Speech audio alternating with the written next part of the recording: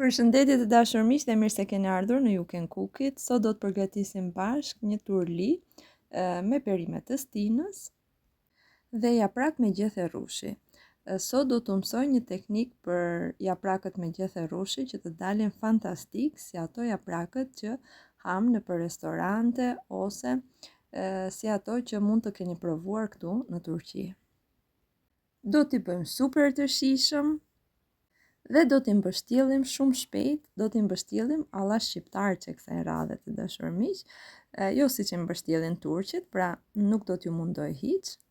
I gjithë marifeti për t'i mbështjellur shpejt është dhe përgatitja e një harxhe super të mirë, pra të një harxhe që qëndron si qofte. Siç duket dhe në video, harxha është si një masë e atill që nuk lëviz, pra kur e mbajmë në dorë gjethen, rri si një mas qoftesh.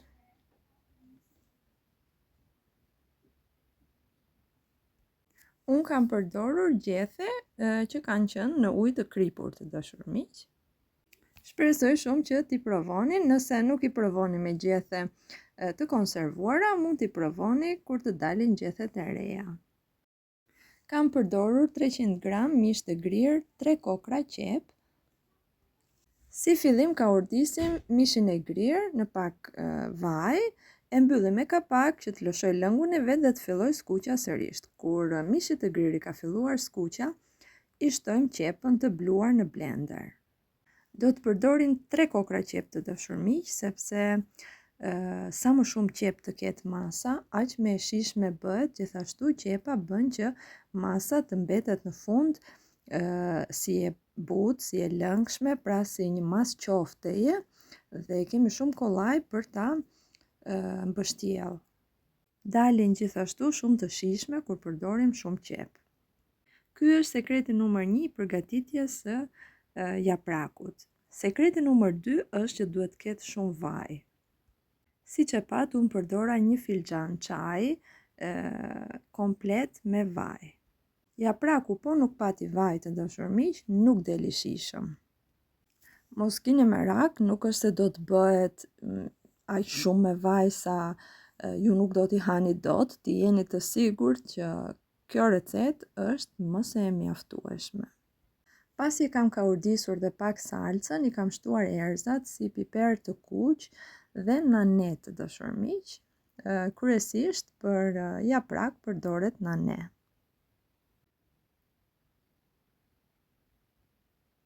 E trazojmë dhe me erëzat dhe do t'i shtojmë orizin. Orizin e kam lar dhe këtu kam gati 2 gota e gjys oriz, prandaj nuk ja kam shtuar të gjithin të dashur miq, i kam shtuar thjesht vetëm 1 gotë e gjys. 1 gotë me nga ato gota 200 ml-she, 1 gotë e gjys me oriz është më se e mjaftueshme për një tenxhere të mesme ose dhe të madhe, për një familje me 4-5 veta është më se e mjaftueshme. Siç e pat, masës pasi i kam shtuar orizin dhe e kam trazuar, i kam shtuar 1 filxhan çaj ujë dhe në këtë pikë e fikim sobën. Uji që i kam shtuar është i nxehtë, sa masa të filloj të bëj kështu sikur po merr val, do ta fikim direkt. Do t'i vendosim kapakun dhe do ta lëm një 10 minuta të pushojë. Siç e shikoni, vaji duhet që t'i dalë kështu përpjet të dashur miq, pra aq me vaj duhet jetë masa. Tani do thoni ju që Olona i ke bërë me shumë vaj, si do hajen këto. Ju garantoj 100% të dashur miq që nuk do bëhen të velitshme. Kjo është receta që përdorin restorantet turke. Nëse nuk do t'i shtoni kaq vaj sa që kam thënë unë, japraku nuk do t'u dalë i shijshëm si duhet, nuk do të merrni shijen e atyre japrakëve që hani në restorante. Masës do t'i shtojmë 1 tufë majdanoz dhe 1 tufë kopër, do t'i grim imët. Siç e shikoni, bishtat e majdanozit i kam prerë dhe pastaj e kam grir imët sa të mundem. Masa për momentin është e fikur, pasi i shtuam atë 1 filxhan me ujë, e fikëm, e lam thjesht të pushoj që orizi të fryhet. I shtojmë dhe erëzat, e trazojmë mirë e mirë. Dhe në këtë pikë do t'i shtojmë një gjysëm limoni, lëng limoni, sepse gjethet e futura në ujë me krip të dashurmiq, pra gjethet e dimrit, nuk kanë atë thartirën që kanë gjethet e freskëta. Për këtë arsye i shtojmë një gjysëm kokre limoni, e trazojmë mirë masën, kjo bën që t'i japi të marrim atë shijen sikur t'i kemi gjethet e freskëta. Si fillim, në fund të tenxherës do të shtojmë disa gjethe, pra do ta mbulojmë komplet fundin e tenxherës me gjethe. Nga 2-3 gjethe të dashurmiq, mund t'i vini edhe nga 2, që japraku mos të ketë kontakt direkt me fundin e tenxherës. Masën, para se t'i mbushni gjethet e japrakut, gjithmonë trazoheni që vaji mos t'i shkojë në fund të masës dhe të mbetet vetëm pjesa e fundit me vaj, po e gjithë masa të ketë vaj në të, prandaj her pas here masën e tenxherës e trazojmë.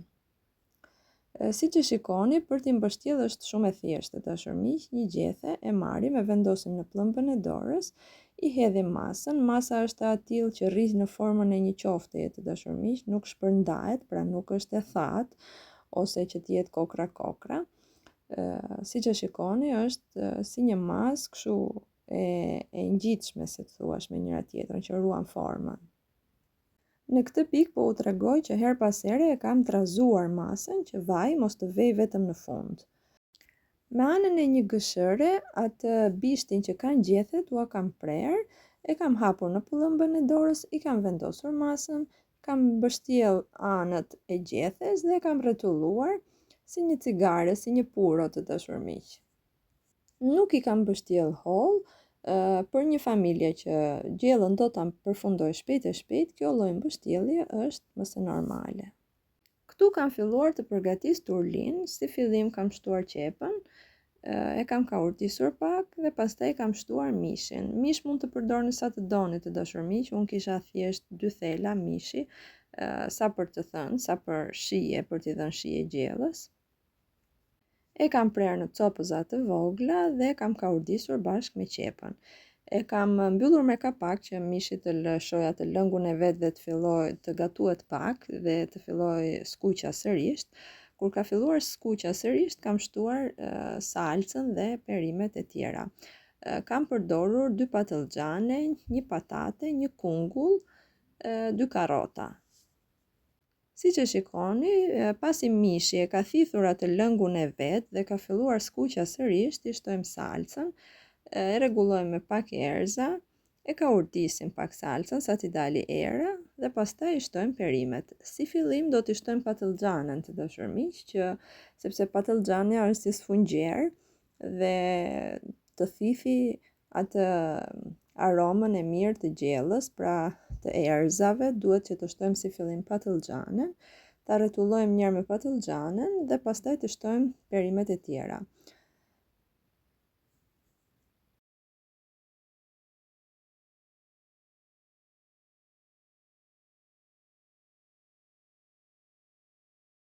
Pra si që shikoni, pasi patlıgjani e ka thithur vajin dhe erëzat dhe salcën mirë, i kam shtuar perimet e tjera, e kam trazuar pak me to, i kam shtuar domatet të qëruara nga lëkura dhe i kam shtuar ujin e nxehtë, derisa t'i dalë në gryk të perimeve.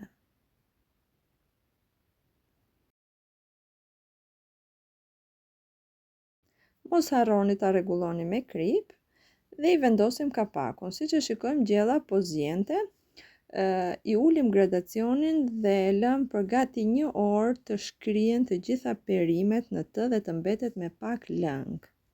Japrakut në tenxherë do t'i shtoni ujë sa t'i dali deri në gryk të dashurmiq dhe do t'i vendosni gjethe rrushi përsipër që mos të lëvizin nga vendi.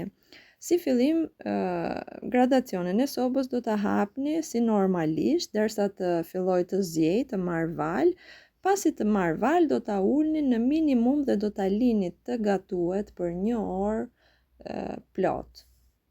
Pra do të gatuhet në zjarr minimal për gati 1 orë ose 1 orë e 15 minuta. Shikojeni se sa e kam ulur gazin. Në fund fare do të duket sikur ka ujë akoma të dashur miq, por procesi, nëse ka kaluar 1 orë, ujin e ka thithur të tërin, mos keni merak, thjesht këto ansoret janë bulza që duken ashtu sikur ka ujë, por nuk ka më ujë. E fikim sobën, e lëm të pushoj pak dhe i shtojmë 1 filxhan kafeje me vaj. E mbyllim me kapak dhe e lëm dhe një 10 ose 15 minuta të pushoj dhe japrakun e kemi gati për ta servirur. Unë e kam kthyer në një tepsi xhami, dalin fantastike të dashur miq. Përveç se ruajnë ngjyrën kështu si jeshile, siç e shikoni në video, janë fantastike në të ngrënë, janë super të shijshme. Nëse keni besim te recetat e mia, nëse keni provuar dhe keni mbetur të kënaqur nga recetat e mia, më dëgjoni dhe këtë recet provojeni të dashur miq. Këto ishin dhe recetat për sot të dashur miq, keni parasysh që çdo gjë e gatuar avash del fantastike. Turlia siç e shikoni ka mbetur me pak lëng, të gjitha perimet nuk kanë humbur formën, por shkrihen në gojë. Pra janë detaje të vogla, por që bëjnë ndryshim të madh në shije. Shpresoj shumë që t'i provoni dhe të më shkruani në komentet më poshtë se si ju dolën. Era e mirë e kuzhinës dhe harmonia me njëri tjetrin mos qoftë kurrë mangët në shtëpitë tuaja. Gjithë të mirat dhe mirëdëgjofshim.